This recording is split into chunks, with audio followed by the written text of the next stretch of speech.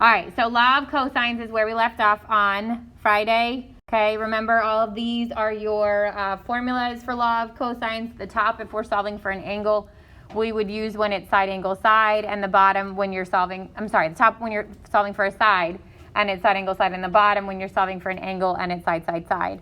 In both cases, when you work out the right side, there's one less step to do. In the top, when you're finding the side, you end up with an a squared or a b squared or a c squared, so whatever you've got there, you're going to have to square root.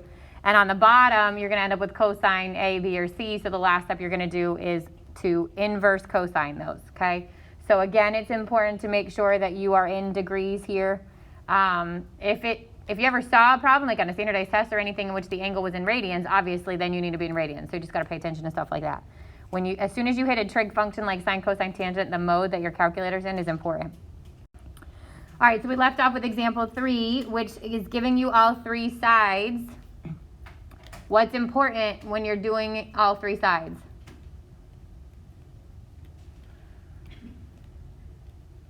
Can I go in any order I want?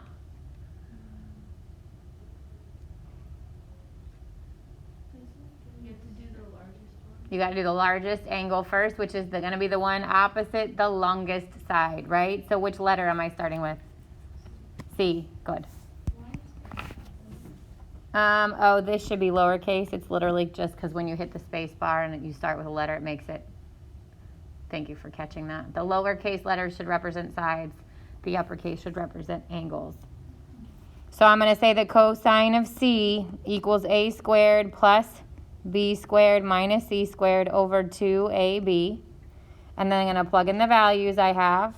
So the cosine of C would equal 6 squared plus 8 squared minus 12 squared over 2 times 6 times 8. And then we said we can actually use our calculators to do this all in one step. We can cosine -1, this whole fraction. But if we do that, we have to make sure that we put the parentheses at the beginning and the end of the numerator and at the beginning of the denominator. You don't need it all the way at the end, but you can also put it there too. So second cosine, open the parentheses, 6 squared plus 8 squared minus 12 squared divided by 2 times 6 times 8. And I get 117. So angle C is 117.279, so 0.28 degrees.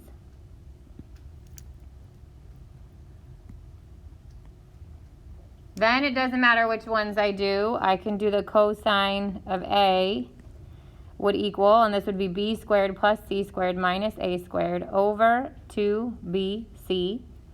I get cosine -1 of 8 squared plus 12 squared minus 6 squared over 2, 8, 12. Again, watch where you type in those parentheses, 8 squared, 12 squared minus 6 squared divided by 2 times 8 times 12. And I get angle A equals 26.38 degrees. And then for my last angle, I can just subtract the other 2 from 180. You really only have to do the big one first if you switch from law of sines to law of cosines, or law of cosines to law of sines. If you do all of them law of cosines, it's fine. But that last one, angle, because we subtract, we don't use law of cosines. That's where you want to make sure that's why you have to do the large.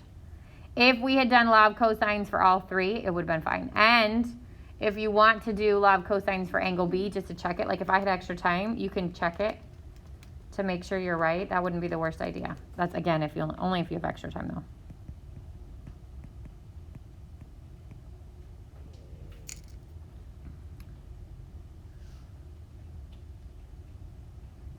Questions on law of cosines?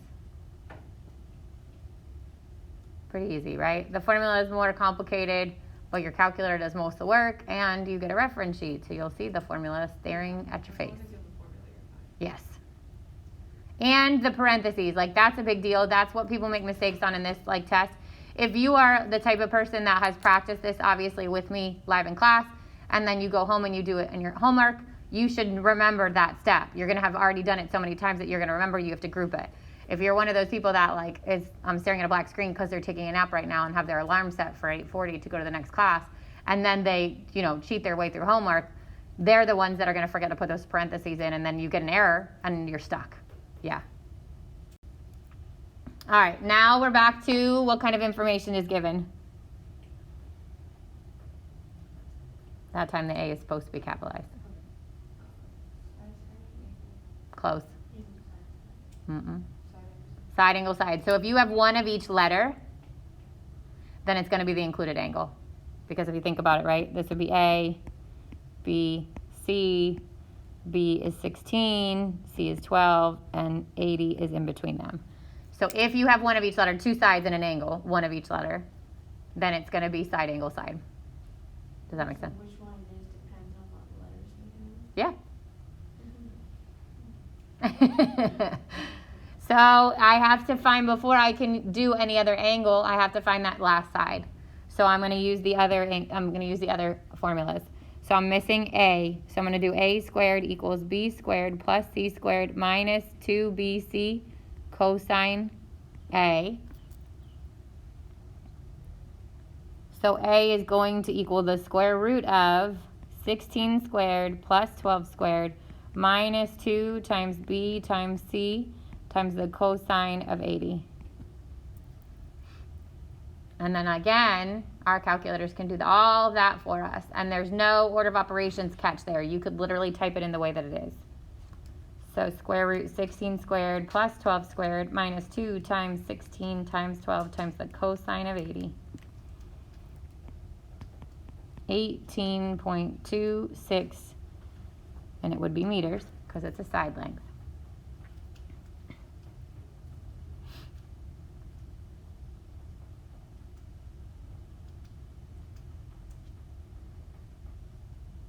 Now I want to find, I still said that's A, right? 18.26.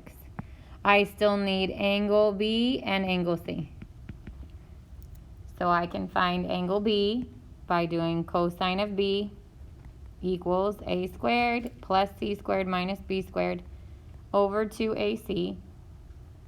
I'll do cosine -1 of what we just found, 18.26 squared plus 12 squared minus 16 squared over 2 times 18.26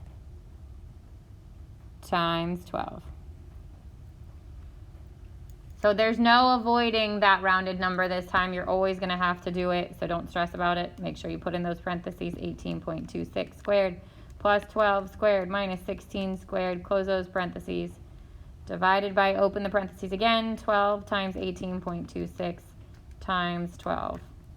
And I get angle B, 59.65 degrees.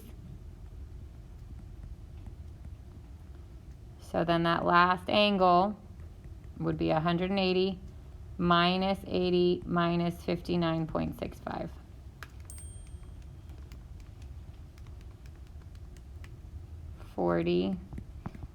.35 degrees.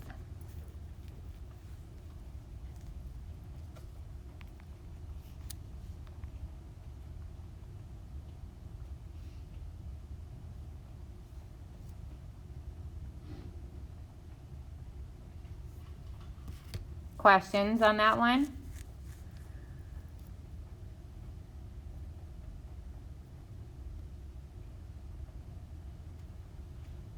All right, we'll get covered on your test, and again, super easy as long as you know the formula. It's called Heron's area formula. So this is, go back.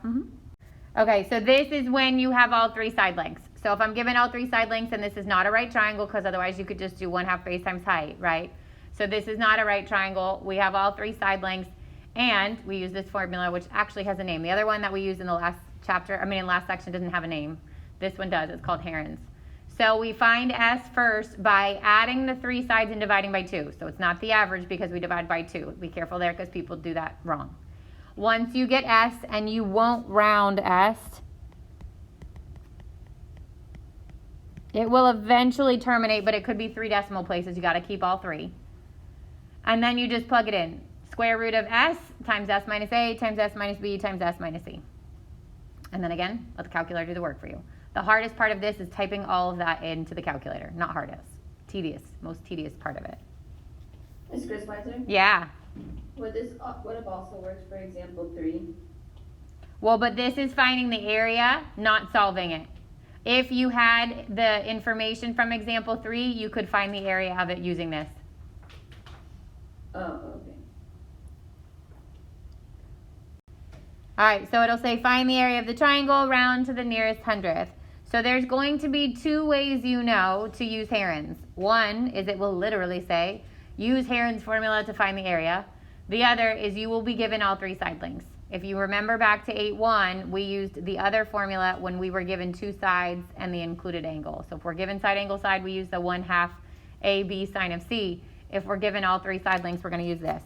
So the first thing I'm going to do is find S. S equals 43 plus 53 plus 72 divided by 2. I get 168 over 2, which is 84. That will not always be a round number, okay? A whole number. Remember, if it's not, you have to keep the whole decimal.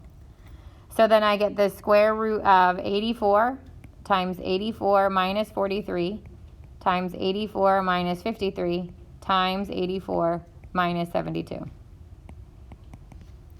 And then you could literally like do the individual subtraction, or you could type that entire thing in your calculator. Square root of 84, open the parentheses, 84 minus 43, close the parentheses, open the parentheses again, 84 minus 53, close them, open them again, 84 minus 72. And area is 1,131.886. So this is going to round this up. And it would be meters squared.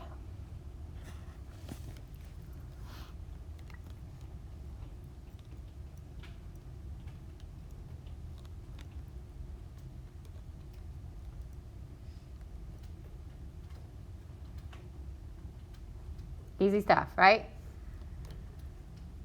That's it. So that's law of cosines and Heron's formula.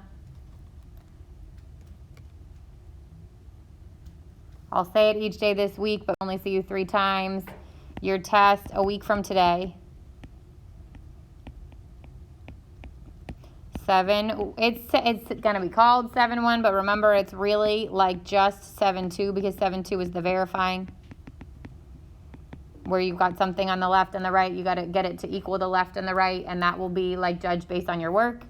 7-3 got added on because that verifying was on your quiz. 7-3 was solving the equations, which is isolating the equation, finding it on your unit circle. And then we added 8-1, which was law of sines and area of the oblique. And 8-2, law of cosines and Heron's formula. We're still trying to figure out if we're going to separate it out, calculator part, non-calculator part. If that does get separated, it would get divided there. But I will let you know that. Okay. And then the answer sheet will be used for things like the verifying, the solving, when the angles are weird. The law of sines and cosines, you'll just type those answers right into Canvas. Like it'll give you the 3 things that are missing and you'll just fill them in.